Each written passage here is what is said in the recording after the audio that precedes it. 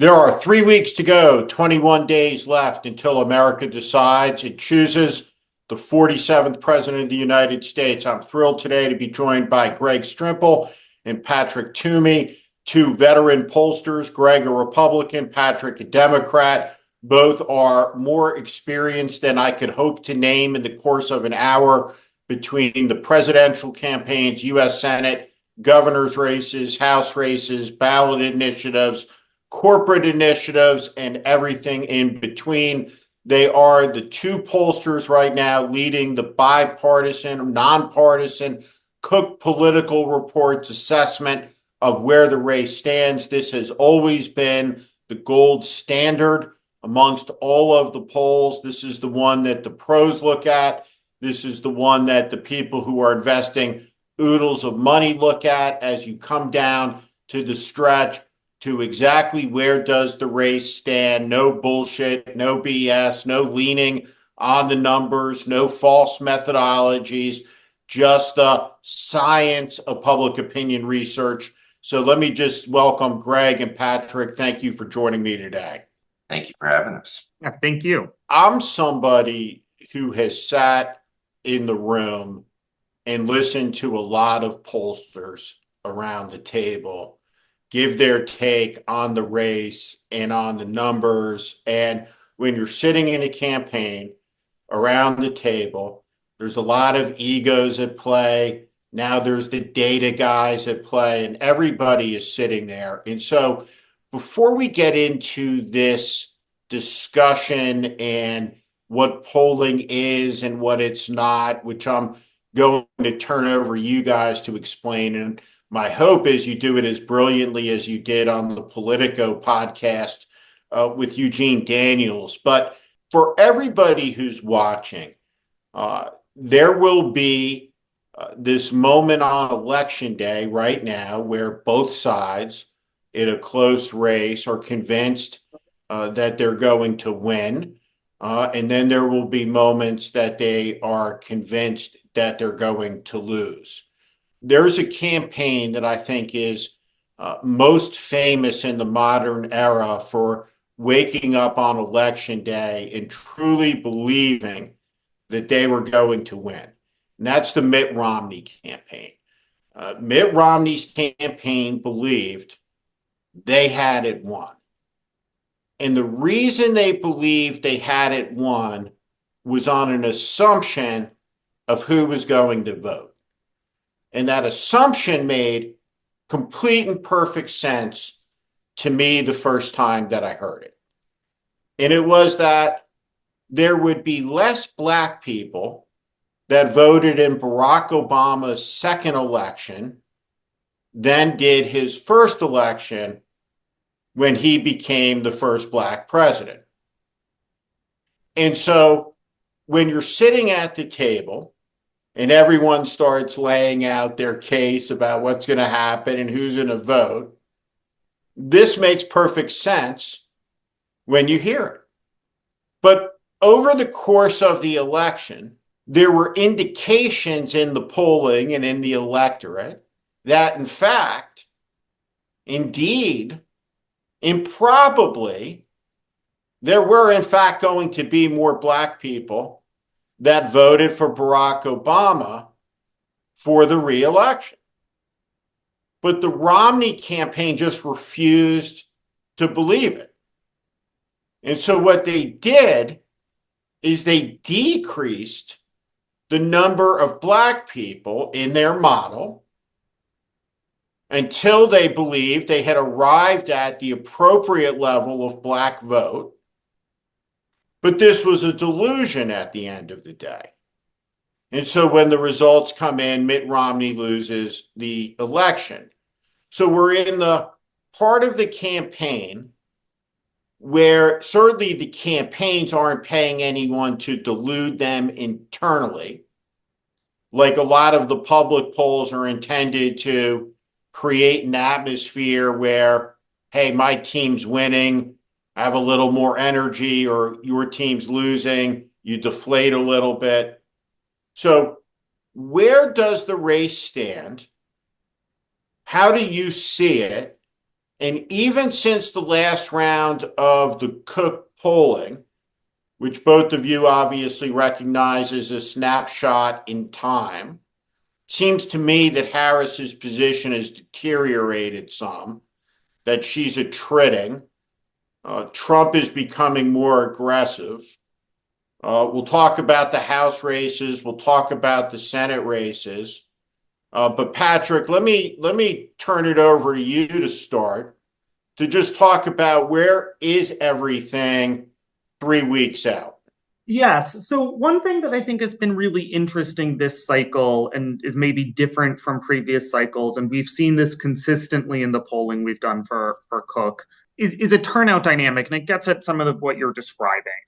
Traditionally, Democrats tend to think of ourselves doing better in presidential election years because more folks vote in them. And there's a set of voters who maybe aren't going to vote if it's just a governor's race or a Senate race or a House race in their area or in their state, but do turn out to vote for president no matter what. And those less engaged voters traditionally have trended towards Democrats.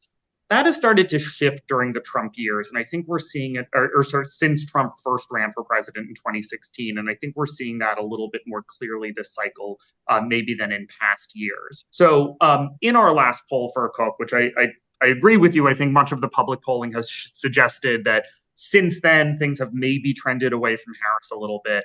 Overall, across the 7 battleground states and the two-way horse race, so just asking voters to decide between Harris and Trump, even if they might be thinking about third-party voting at this moment, Harris was ahead by 2 points, 49-47, among everyone we surveyed.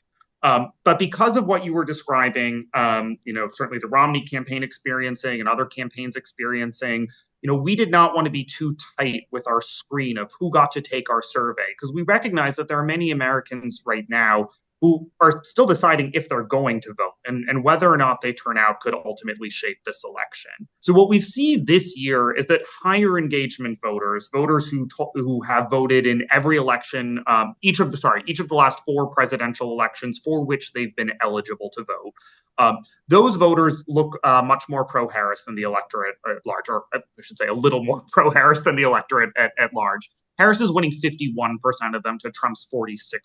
So, All right, let me just stop you right there to slow yeah, this down for the audience. So this means if you voted in the 20 election, the 16 election, the 12 election, and the Obama election, meaning you voted in all of those elections, 4 out of the last 4, heading into this one, Harris has a pretty substantial lead outside of the margin of error with those voters. yes, exactly. With folks who consistently turn out to vote in federal elections, and have voted in at least the last 4 federal elections. Sorry, I said presidential, and I meant to say federal. So I would include the midterms.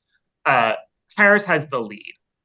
Trump, however, has the lead with more sporadic voters. Now, these are folks who do vote. They're registered voters. They've shown up at some point in the last 4 federal elections to cast a ballot, but maybe they don't always turn out. Trump is winning those voters by 5 points currently. He's winning 49% of them, and 44% are voting for Harris. And this is really just a long way of saying that things really can shift in these final couple of weeks, depending on how those less engaged folks ultimately decide to vote, and if they decide to vote at all. We're fairly confident that folks who consistently vote in federal elections are going to turn out this time. And if those are the only voters who turn out, that's probably to Harris's benefit. But if some folks who maybe are a little bit less engaged, they pay less attention to the news, they're less likely to turn out to vote. If those folks show up, that looks like it's going to be better for Trump. And that dynamic is really a fundamental shift from how things have looked historically in presidential elections. When Democrats have been more excited about turning out less engaged voters on the assumption that they were going to vote for us. And it seems in some ways that was the calculation that the Romney campaign was making in 2012. They believed that there was a set of voters who were really enthusiastic in 2008, in particular, a set of Black voters who were particularly inspired to turn out to vote, but maybe were not going to be quite as inspired 4 years later. That turned out to be an incorrect assumption on their part, and it cost them the election. This year, Democrats need to be very mindful of how things could shift depending on if less engaged voters turn out. It may not be to our benefit this time, and that's a change and something that Democratic strategists need to be prepared for and used to. Greg, when you look at the electorate right now, you've been in the room like Patrick. What campaign would you rather be on right now? If all you care about is winning? I think that Trump has better cards to play for a couple of reasons. One is I think the kind of global political environment is in his favor in terms of what's happening in Israel, what's happening in Ukraine, those types of things. The border continues to be a problem. The Michigan Economic Index this last time, ticked down again. So there's a challenge, I think, out there for Harris in the sense that the environment that she's running her campaign in is not as good.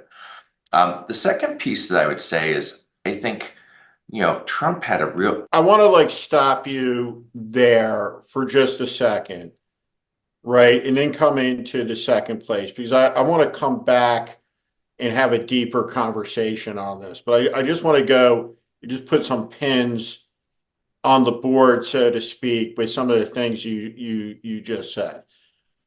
You said the macro conditions, and you threw out two national security positions. You threw out Israel, and you said Ukraine. On the question of Ukraine, Trump's position is, and I want to be generous towards it and describe it precisely and accurately, but he said that he's going to end the war before he's inaugurated. He's had a series of secret conversations with Vladimir Putin, to whom he's sending the COVID tests, to whom he has over and over again called a genius, has admired, emulated, in all of the ways that we've seen Trump play out. Why in the electorate, if someone cares about Ukraine, who's an American voter, why would an American voter take Trump's words, positions such as they are, particularly if you grew up in the party of Ronald Reagan, and be like, we're for that issue becomes an advantage for him? And on the question of Israel, given just this morning, I'm looking at a boat parade, right, where there are Trump banners with swastikas flying below them. It's on the news. It's there. It's real. And you're a Jewish voter, and Donald Trump is talking about the immigrant is eating the cats and dogs, the language of dehumanization. And so you look at that issue and you say, yeah, Trump. Take me in that dynamic a little more deeply. I think the tumult in the world is what I'm referencing, not necessarily the specific positions. And I think one of the things that is working to Trump's advantage right now is people have heard all of his insane rantings for some time and have been able to factor them and into their thought process and dismiss them. And what Patrick and I have been going back and forth with as we've been talking about the results of the Cook political report is there's two potential changes that could occur. The voters could say, hey, we want to change from the last 4 years of Biden, which of course advantages Trump. Or they could say, we're so tired of the insanity from 2016 to the present that we want to turn the page on the Trump-Biden years, and that advantages Harris. And so, one of the things that Harris, I thought was a major mistake that she made last week is she couldn't figure out a way that she could distance herself from Biden or where she disagreed, right? So she has these opportunities to change the nature of the conversation around, are we having a change election from the last 8 years? Or are we having a change election from the last 4 years? And she's missing those opportunities. Patrick, I've been with Greg in a couple of moments on presidential campaigns. One of them is one of the big four deadly quotes, right? John McCain saying, the fundamentals of the economy are strong as Lehman Brothers collapsing in 2008, right? A memorable moment in that campaign. When you look at Kamala Harris saying on The View, not a thing, when the president's approval level is what it is, and you have a right track number of 28%, why isn't not a thing going to end up on the list of what I call the killer asteroid quotes of I voted for it before I voted against it?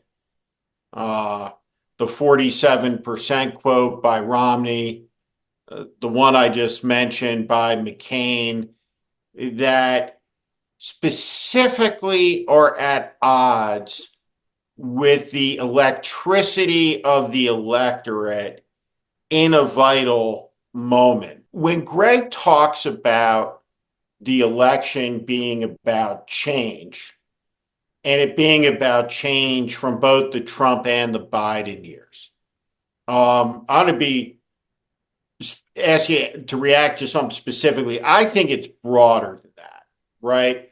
I think the change is about the Bush years.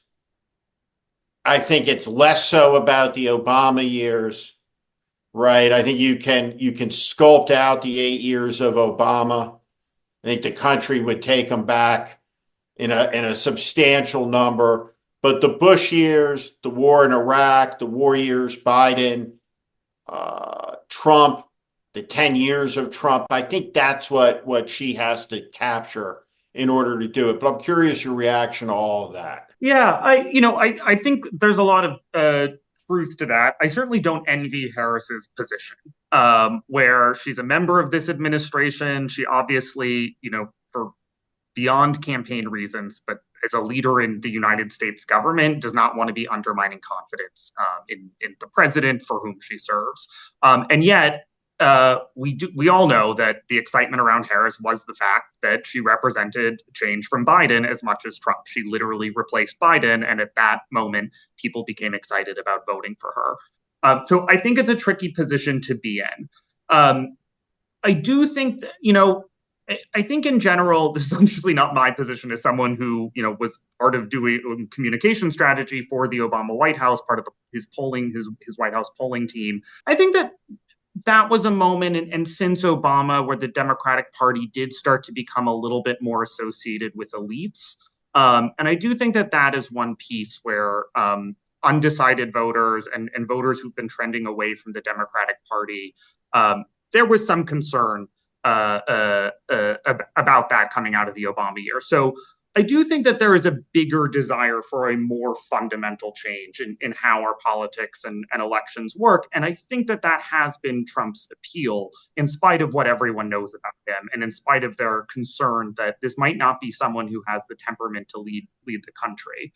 But beyond that, I agree. I think that there is a significant change in terms of a desire for America's involvement in other countries, as opposed to America really focusing on itself and repairing problems that we have at home. And again, I think Trump has done a very good job at conveying that. That has been, again, part of his appeal to working class voters, including working class voters of color, that we have seen trend away from Democrats. I think Democrats have to get better at reaching those voters and demonstrating that we're really committed to a vision of the country that's fairer to them and is rooted in the concerns that they have in their daily lives. And Steve, I don't want to, dismiss like the ease of, kind of change from Biden and Trump for Harris, because I know you and I had many conversations about the need for McCain to distance himself from George W. Bush. And every time the White House got an inkling that that's what we're going to do, the amount of intense and institutional pressure coming back at us that we could never do that to the president kind of overwhelms you. And even if it's the right strategic thing to do, it's very difficult. So I want to come back to that too, because I think it's elemental towards what she has to do to be able to win. And if she doesn't meet the test, she's not going to win. But come back, Greg. I cut you off on your first element, and I want you to talk about the second element before we got into the conversation about why it is that if people don't like the chaos, why they would pick a chaos agent in my view. But go ahead. Well, I think it kind of factors more into the perception that Trump is stronger than she is as a leader. And so I think that is what really matters. But I think that there's, the second tier of how you can define change, what works for Trump is that the change on the immigration and economic side of the equation. So if he is successful of communicating that to undecided voters, he's going to win. Her change is exactly what you just talked about, which is, can we get past the insanity of Donald Trump? And what I thought was the biggest strategic error for her in this whole campaign, and it's not dissimilar, going back to Romney in 12, she wins the debate, right? And she wins the debate by going after Trump on his insanity. And instead of, kind of messaging on that track from then on, she goes and tries to talk about how great she is on the economy, which of course goes right back and plays into Donald Trump's hand. And so that was a massive strategic error for them. They should have been ready coming out of the debate to run that same message track. And that's the same thing that happened to Romney. Romney wins the last debate against against Obama, and he's doing really well, but his campaign just goes into some inane messaging that had no ability to kind of capture the lightning in the bottle. Patrick, what is your view on that? And looking back now from October 14th, the Walz debate is October 1st. I can lay out a chart, I think, that's contiguously and continuously up and to the right from the moment that she gets into the race, really through the Walz debate. And it's always inevitable, right? There's always going to be a turn of possession in a presidential campaign. It's inevitable that there will be tough days. But if you were to look at the Harris campaign in its totality, the way that I would view it is that it really had a continuity until the Walz debate, and the momentum of the campaign is really, really interrupted, at the back end of that debate. Do you think that's a fair point? I think yes, I think that is a fair point, and the timing is right. I think the other thing that it's maybe less something that has happened and more something that fewer dramatic Trump blunders. Certainly it's not to say he hasn't said anything that, the three of us might consider to be off the rails, but we haven't had a moment like eating the pets. We haven't had a moment where Trump just made clear in a way that was widely consumed organically by people that this guy just is too out of control. He's focused on Hannibal Lecter. He's focused on all these other things. I think her ability to I think the message about Trump being too erratic to lead has switched to being something that is a case Democrats have had to make explicitly, more so than something that people are seeing in TV news and in their media consumption naturally, in the way that had been happening, I think for months prior. And that has made things harder for us.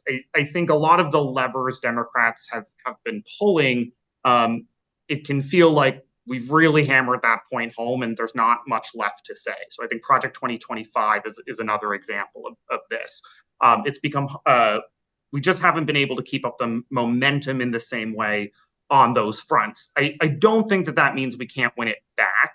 And I agree with Greg that what she needs to do going forward and for the rest of the campaign is really remind folks of the type of leader Trump is, that he's too out of control, that he's too extreme, and connect that to an impact on people's daily lives and remind people that, when he was president, they didn't feel great.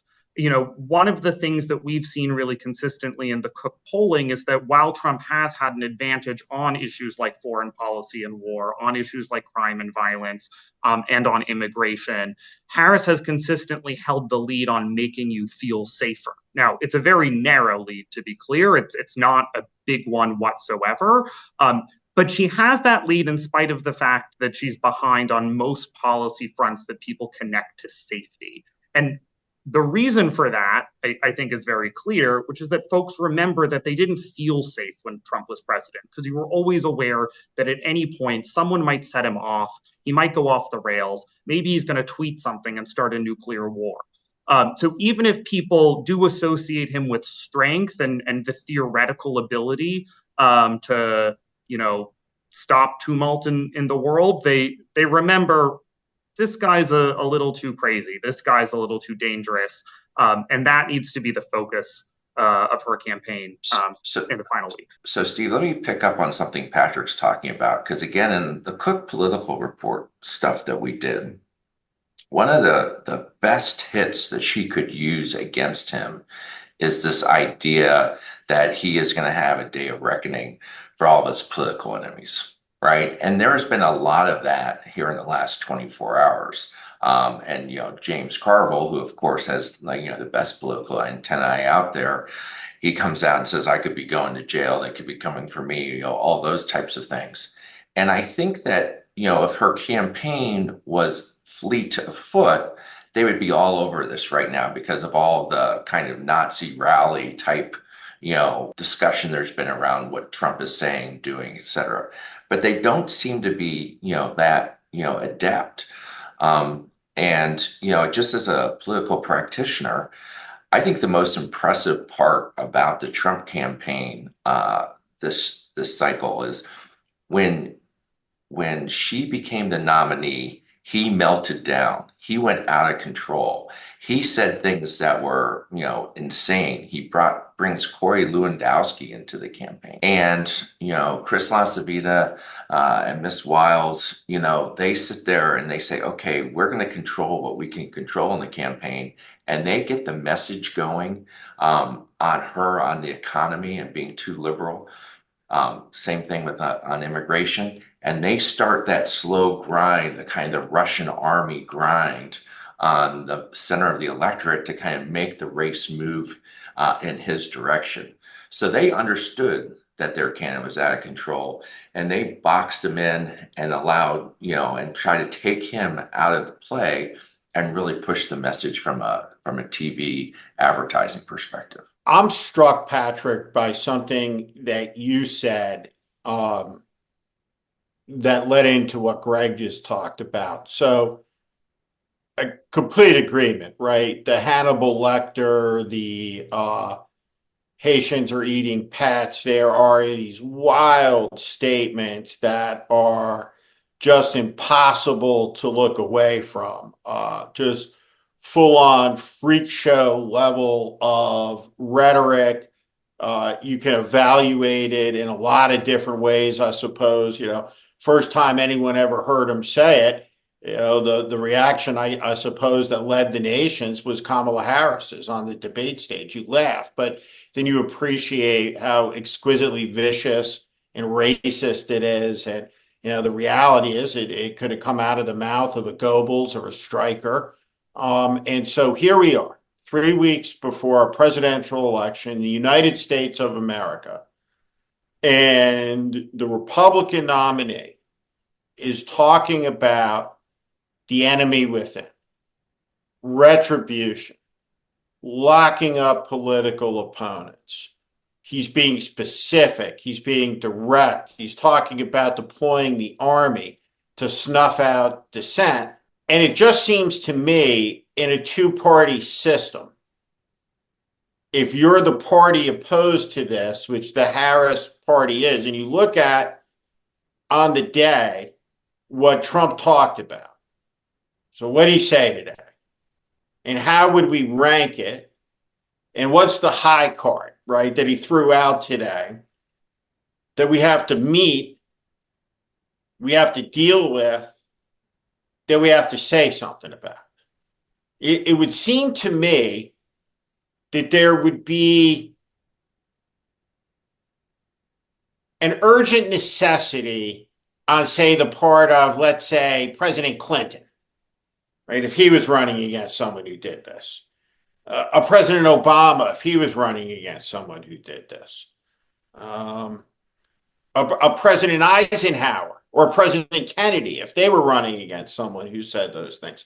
There would be an urgency, a duty to warn, to speak to the country with the utmost seriousness about what's going on.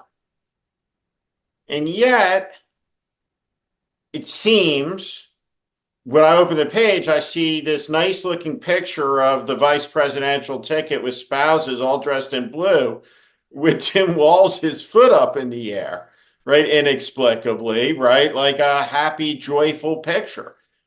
Campaigning on joy when the Republican nominee is campaigning on locking up political opponents and snuffing out dissent seems incongruent to me in the moment.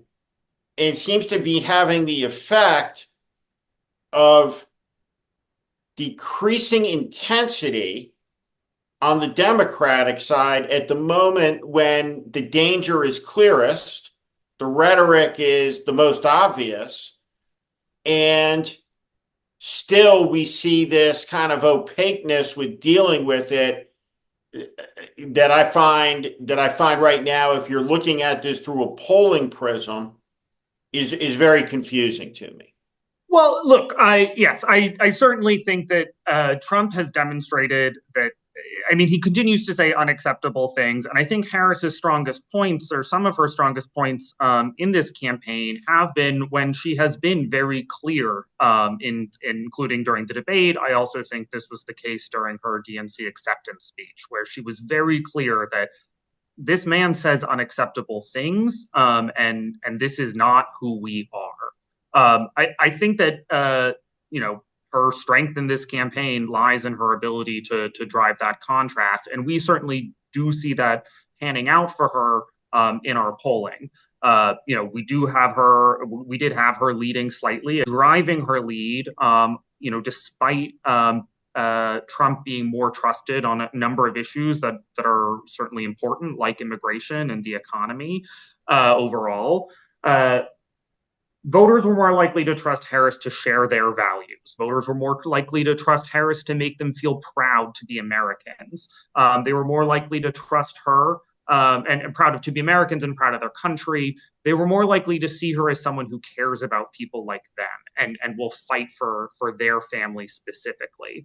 So I absolutely agree that there have been there remain opportunities that Harris needs to seize to continue to drive that contrast. I think her strength in this campaign so far has come from her ability to do that in very compelling and effective ways at different moments in this campaign. And I think the question that remains is, can she continue to hammer home that contrast? I want to ask you guys both a question, but I wanted to go with Patrick first. I want to role play here. I want to tell you exactly what I would say to to the vice president right now, if I'm on the campaign and we're in the room, right, where the 6, 7, 8 people who are going to decide the strategic direction of the campaign. And I would and what I would say is, here's what the polling says. This is what the polling says. The polling says, for whatever reason, tragically, the American people look at him and her and evaluate him as stronger than her. They evaluate her as weaker than him. And there is no election that has ever been, ever, in the history of America where the person perceived as the weaker candidate beat the stronger candidate. It's never happened. There's no example that anyone can give. So you must be perceived as the stronger candidate. And there's just a reality here. Here's the reality. The reality is Joe Biden is not FDR. He's an unpopular president.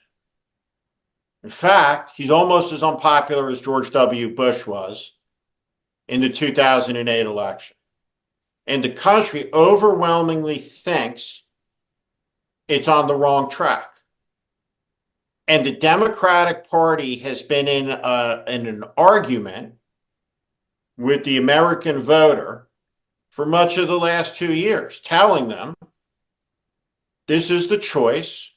You get what you get. It's Biden or Trump. Belligerently so, until the moment all of it falls apart. Harris gets in the race. There's a lot of people who say, well, this is shocking how she came up to the right, up and to the right on the arc, but it's explained exactly by the polling, because there was such intensity with people not wanting the choice. And so when that choice went away, the enthusiasm abounds to her. But what people want to know is what she will do differently from Biden. The test at hand for her is she able, in the interest of the American public, to perhaps hurt Joe Biden's ego by telling the American people what the polling is demanding that she do: separate herself. So I think that if you're not strong enough to, over the last 4 years, be able to come up with a specific example, Afghanistan, the border, spending, and whatever it may be, nothing. There's not a thing that you would do differently. Nothing. It's an unacceptable answer, because the American people think it's fear-based. It's fear-based. You're afraid to say something obvious for some hidden reason. And unless and until you cross that bridge, you're going to fall short on election day, because you are underperforming where Biden was, and he won by 44,000 votes in 3 states. So you're on track to lose. And you guys sitting there as the pollster would say what? Whoa, whoa, whoa, whoa, whoa, you're full of shit. We got to kick him out, to he's right, to somewhere in between. Yeah, I think it's somewhere in between. I think certainly, as we've pointed out, her strength comes from being seen as an opportunity to turn the page, not only on Trump, but on Trump and Biden, and to represent generational change. I think she has done a good job at using language like representing generational change to implicitly say, I'm a change from Biden, without staking out a position directly undermining the administration of which she is a member. So at the same time, I think one thing that is clear so far, when I look at our polling and look at other public pollsters polling results on who's trusted on issues versus who's trusted on different types of leadership qualities and temperament to be president and ability to lead this country, Trump tends to have the upper hand on most issues that are top tier issues for voters. There's certainly exceptions to that, abortion being the most obvious one. Although in basically every poll that's come out in this election, abortion is not the number one issue for voters, and certainly for undecided voters. So I think that there is some risk getting stuck in a conversation about which policy she would have done differently and why, and which approach she would have taken on which issue. I do think, though, she needs to be able to demonstrate that she would understand Americans' concerns in a different way, that she ultimately has a different vision for the future, maybe not a different vision for the past 4 years, but ultimately does, because she's younger, because she came up in a different era, because she would be a new type of leader. She has a different vision for the future. I think she's going to be better off if voters are focused on what the difference between her and Trump will be over the next 4 years, rather than what the differences between her and Biden might have been over the past 4. So, Steve, I mean, I think the first thing I would say in the room is speed kills. And, I think that the campaign is trying to do the generational piece right now with the health records, right? And it's clear that Donald Trump is making less and less sense on the stump as he's going through this process. Do you think anyone cares about the health records? I don't think it's necessarily about the health records per se, but I think that the crowbar is the right one to employ. But what I would also say to you is you lay out a plan, and then you're presented with an opportunity, right? Which is this whole idea that we're going to round people up and the enemy from within. So what does the polling say? The polling says two things. Let's talk about two groups of voters. First is undecided voters. They are overwhelmingly independent. They think that Biden's done a terrible job on the economy. They're going to vote with Trump if it's a referendum on the Biden economy. At the same time, they think Trump is completely out of control, and they're going to vote with Harris if it's a referendum on his kind of, capacity to be a decent human being. Let's talk about a second group of people, and I find this group the most fascinating. And it's a small number, but there's, like you're saying, in a close race, all these small numbers matter. And that's the 1.5% who right now are saying they're going to vote for a third party candidate.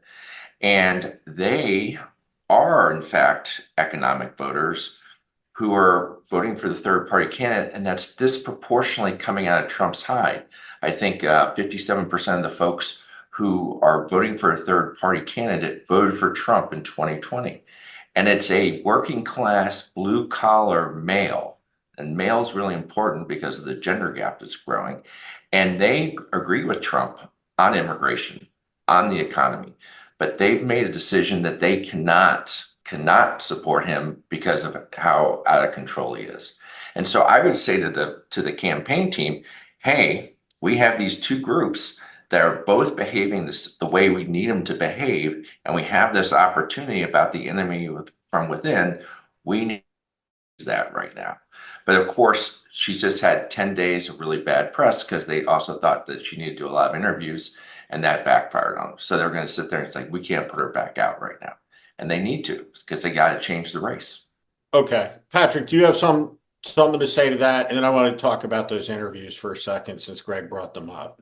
No, I completely agree with Greg. She needs to get the focus back on Trump's leadership style. And that, again, is one reason why I don't think she wants to get stuck debating where she's different from Biden. She wants to keep this squarely focused on where she's different from Trump, while acknowledging that she would represent change from Biden, and that she would have a different approach over the next 4 years. But this needs to be about, this man is too out of control to deliver on any of the things that he might be promising to do. Just in terms of the polling on that front, one thing that I thought was, they fielded at different times, but I was looking at the Wall Street Journal's most recent polling, which also asked, questions around issues and candidate preferences on different issue fronts. they found much wider margins in favor of Trump on some of the issues, particularly the economy, than we did in our poll. But I think one thing that stood out as a key difference is our poll asked who you trusted on these issues. The Wall Street Journal poll asked who did you think had a better ability on either of these fronts. And I think that that's a subtle but important distinction that really gets at one of the main dynamics of this race. Folks like a lot of the things Trump is promising to do. They even like much of his policy platform, even though I find it alarming and horrible. There's a lot there that voters believe that they like, but they're not actually sure they can trust him to deliver on any of those fronts. And the reason for that is because they know he gets distracted with his strange fixations. He goes off on people he perceives to be enemies. He's too erratic and out of control. And so, again, I think that the way that she can undermine some of Trump's strength on economic issues, and particularly, with some of those, blue collar men that we're talking about, is by reminding people more and more that his erraticism, his craziness is going to prevent him from making a positive difference in your life. And I think that is more the angle to lean into than, he's too old or too unhealthy to be able to do this. Greg? Well, it's funny because I remember in 2008 and being alarmed because all of a sudden there was ads running in North Carolina where they had, Bull Connor using the fire hose on, black protesters in Alabama. And it's like, wow, that's really too far. But I think that Trump's behavior allows for really stark imagery right now that could advantage Harris if she was willing to do it. And if the campaign had the capacity to pivot quickly. I don't think there's any question that that's what she needs to do, and a failure to do it will cost her the election. That we've arrived at a momentous hour where the things that Donald Trump is saying are the things that he is saying. And the person in our society of 340 million people who is tasked with rebutting it is Kamala Harris. Destiny has brought her to that place. And, talking about the politics of joy and some of the other issues is not getting it done. And so, and I guess my position would be in this moment that regardless of what the polling may suggest, from a messaging framework,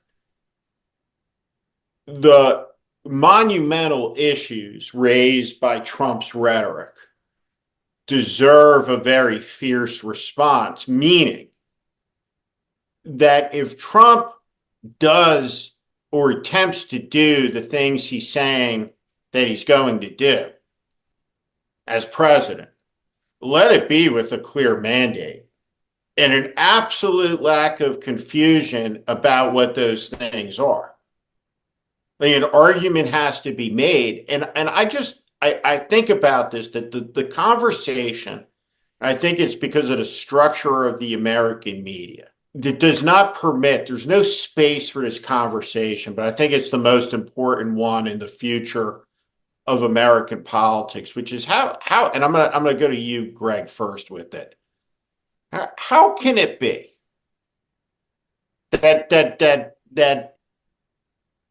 Donald Trump has been able to coalesce a political movement that the Democratic Party is unable to offer a majoritarian argument that repudiates it as utterly un-American? What's the problem? Meaning, in a two-team league, how are they losing to this team?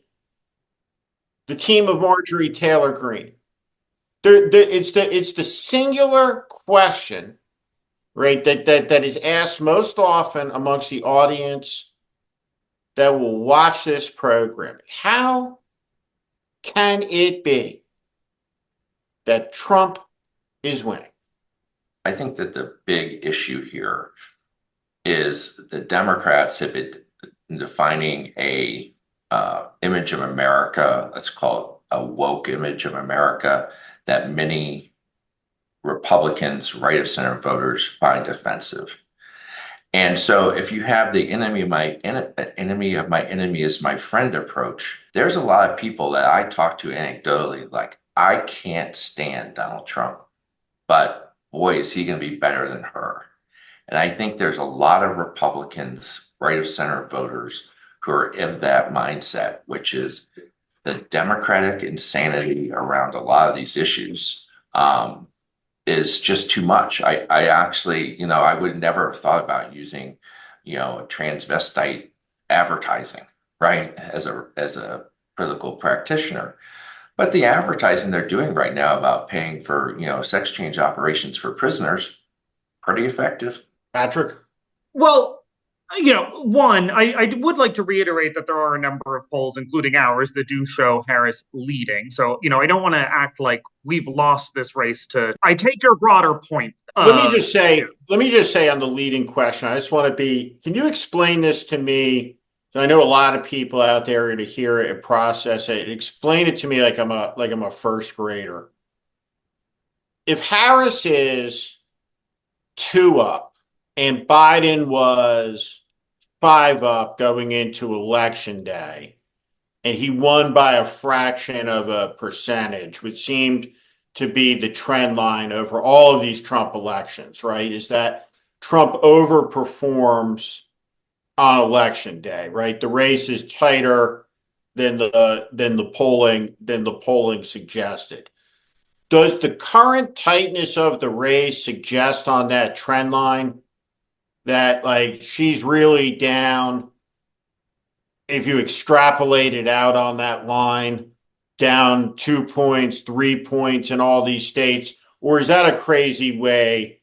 Is that a crazy way to look at it? I would look at it that way, right? Sitting in the captain chair at the campaign. I would be like, we have to have this much elevation on the dial of our airplane to clear the mountain in the Top Gun, scenario that I'm using here. Yeah, so I don't think it's crazy. I think it's certainly one possibility, but I don't think it's the only possibility. And I think, the campaign pollsters, like folks who are doing this professionally at this point, are going to be evaluating multiple potential scenarios and what they might each mean, and trying to figure out what decisions work across those scenarios versus what strategic decisions need to be made only in one versus the other, and then they get tricky. So it's certainly the case that in 2016 and in 2020, Donald Trump outperformed where polls had him. So if that continued to be the case this election, you're absolutely right. We would expect that the reality is that Harris is doing worse than polls are suggesting that she's doing. But there are a couple of reasons to question that's necessarily the case this cycle. One, we've now had 2 presidential elections in which Trump was the Republican standard bearer and had to navigate these dynamics. And many pollsters have devoted significant resources, time, thought, and energy to ensuring samples are less biased against Trump. So 2024 may not have the same problems as 2020 and 2016, in part because efforts were made to ensure that it wouldn't. The second thing that's happened since 2020 was the overturning of Roe v. Wade with the Dobbs decision. And so while it was the case in 2016 and 2020 that polls underestimated support for Republicans, one thing that we saw in 2022, now this was in the immediate aftermath of that Dobbs decision, was that polls underestimated how Democratic turnout and Democratic performance. And in particular, there was a set of younger voters, younger women in particular, who maybe weren't participating in polling and turned out to support Democrats and pro-choice ballot initiatives. Now, it's unclear, as I've mentioned already, abortion is not the number one issue in this race, according to most polls. It's not clear that trend is going to continue. But I would say that from a polling perspective, things are a little bit murkier than Trump has always outperformed the polls when he's run for president, so he must be doing that again now. there are reasons to believe that there are a set of left-leaning voters that may be underrepresented in these polls today. We certainly saw in the immediate aftermath of Harris getting into the race, really intense enthusiasm from new voters. There were a huge spike in voter registration. There was a huge spike in brand new first-time political donors giving to the Harris campaign. So in some ways, we don't know. That's not the most satisfying answer. I think you want, people like to have certainty, and we'd like to believe that we know which way things are going to go. But it is hard at this point to state with any certainty whether polls are definitively undercounting Trump's performance, or are they undercounting Democratic performance, or are they spot on with where we would expect today. I want to ask one more question of you two, and then I just want to do a quick lightning round, right? And in terms of how to close out the campaign the last 3 weeks. The Walz pick, was it a mistake, Greg? Yes. Moved her left. Patrick? I tend to disagree. I think he has an ability to come across in a way that's genuine to working people, to regular people, and I think has been an asset to the campaign for that reason. When I watched Tim Walz, right, during that debate, and I was favorably disposed to Tim Walz, I really think one of the most incredible Palin-esque answers I've ever seen was his answer on whether he was in China or not, right? And when he got to the end of it, I was just like, well, the guy's a bullshitter, right? Walz isn't a liar. He's not a pathological liar like Trump, but he's a bullshitter, right? He's an amiable bullshitter. And I guess the question on the table is, would she have been better off with Josh Shapiro? For sure. Well, I think that it might have been a mistake if voters were going to decide how they were going to vote in this election based off of the VP debate, which obviously, was not a strong point for Walz. I just don't think that is ultimately how this race is getting decided. But do you agree, and we talked about this earlier, it certainly has slowed her political momentum coming into October, right? If you were just to walk back the rope, right, to the moment when she had momentum and lost it, right, the cause and effect of that is the debate, right? So the effect of it is tactical, right? It cost you possession of the ball, which you have to get back, and you're always going to lose it, right? There's always going to be a bad day, right, where you say something happens, and that's just the nature of these things. But I do think that, depending on how it goes, right, that will be a crucial choice. I do think that the market demands that she make a statement of the obvious. The American people are never wrong, in a sense, and they don't think the economy is great. And the party has taken a position that they're going to have an argument with them that, in fact, the economy is great because it's the Biden economy, which was branded for some inexplicable reason, which we'll talk a lot more about if this doesn't go the right way, Bidenomics. But 3 weeks to go. Yeah. She is an agent of change, or wants to be, but the best surrogates in the Democratic Party are figures of the past. So it's an imperfect world, right? You're either going to have figures of the past who are your best communicators out there, or, right, you're just going to say, we don't want to have anybody who represents the past because of the contradiction. I would say bullshit to that. I want the best communicators out there, right? So for me, right, it's release the big dog, right? You need Bill Clinton out there campaigning across these states, talking to white working class men for the next 3 weeks, because he is the best communicator politically that the Democratic Party's produced with that portion of the electorate in my lifetime. You need President Obama out there nonstop. He needs to be everywhere. I think you need to have Michelle Obama out there, not in the same forums, in the same settings as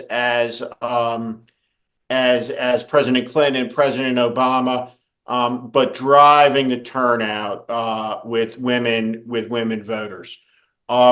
I think President Obama needs to pick up the phone and call LeBron James. He needs to call some of the most notable, highest profile, most respected African American athletes who have big brands with young people in this country and make clear that there's no bystanders. LeBron James is someone who's been outspoken on a number of different issues. It's incongruent that he wouldn't speak out now.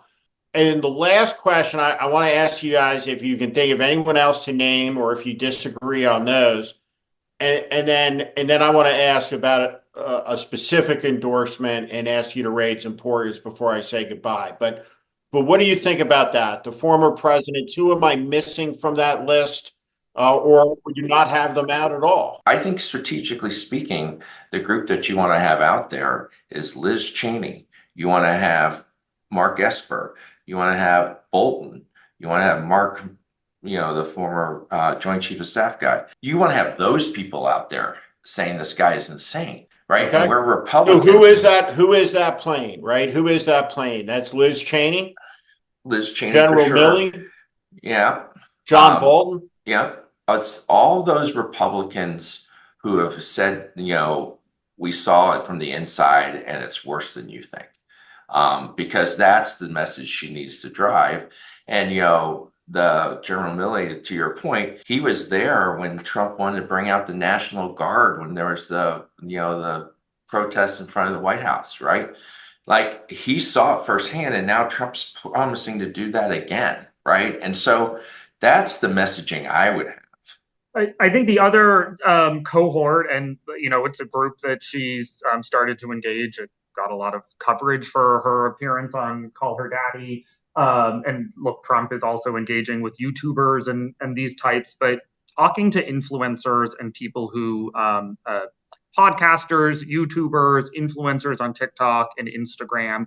And that's simply because the folks who remain in play at this point are the folks who are the least likely to be consuming political news and media. They're far more disengaged from this.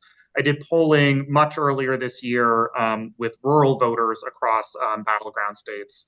And one thing that we saw in that poll, and this tracks with other campaign polls I've done this year, that undecided voters were far more likely to get their news and information from social media and also just from what their friends and family tell them. Like these are people who want to know from their more well-informed friend, like who are they voting for and why. So reaching people across media that feel maybe less political. I'm reaching people who maybe don't know who Liz Cheney is, who don't know who John Bolton is, who are not following these pieces as closely. And I think this is particularly younger voters of color as well. That's important. And so, you mentioned, LeBron James and other athletes. I think that's a big part of this.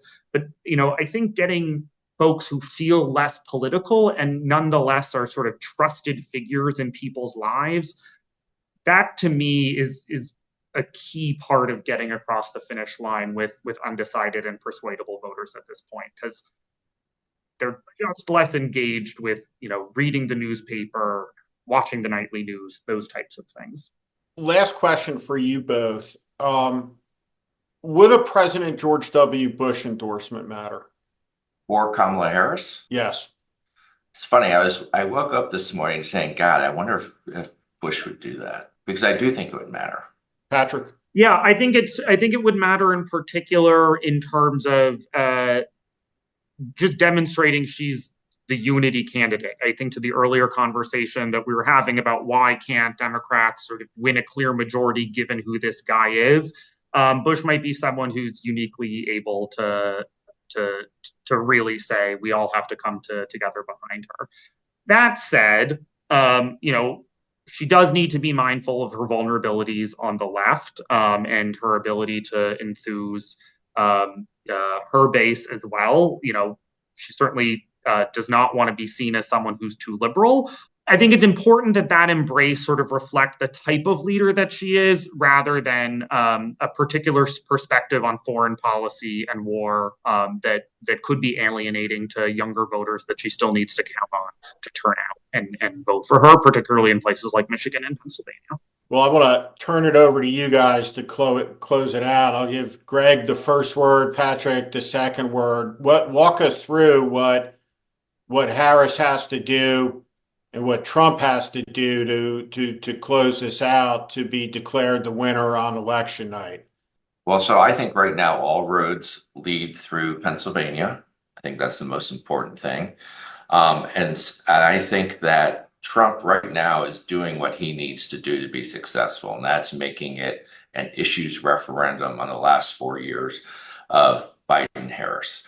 I think that, we've talked about it a lot today, but she really needs to find a pivot to get this back onto a referendum of the, character and leadership style of Donald Trump, because, that key voter that's in the middle at the end here is the people who like Trump's policies but don't like his leadership style. And so she needs to make it all about his leadership style. That's why I feel like she missed the opportunity on the enemy from within stuff over the weekend. Maybe she'll, realize it and start. But it's like you have to be nimble in this game, and speed kills. And if you let an opportunity like that go by, pretty soon we're on to something new. And we're about to have, Israel's about to start shooting at Iran. So there's going to be a whole kind of week that's going to be missing from people being able to pay attention to this race because they're paying attention to what's happening in Iran. Yeah, I think Greg and I are completely on the same page here. She needs to stay laser focused on this is not someone who is going to make your family safer, he's going to go off the rails, and you're going to pay the price. I think another component of that maybe she needs to lean into specifically in the final weeks is just exhaustion with Trump as well, and tap into that emotional feeling. This guy doesn't have the right temperament to lead the country, and he's going to make you feel stressed and anxious every day for the next 4 years. And you remember what that was like when he was president already. And here is the opportunity to finally be done. That, I think, is a key component. It's just tapping into this feeling that people are really ready to move on, and she needs to position herself as that opportunity to move on from Trump specifically, and implicitly from Biden as well. Gentlemen, thank you for a great conversation. Thank you. Thanks for having us, Steve. Thank you. I'm Steve Schmidt. This is The Warning, and I invite you to subscribe on our Substack, on our YouTube channel. Follow us. Welcome to the community.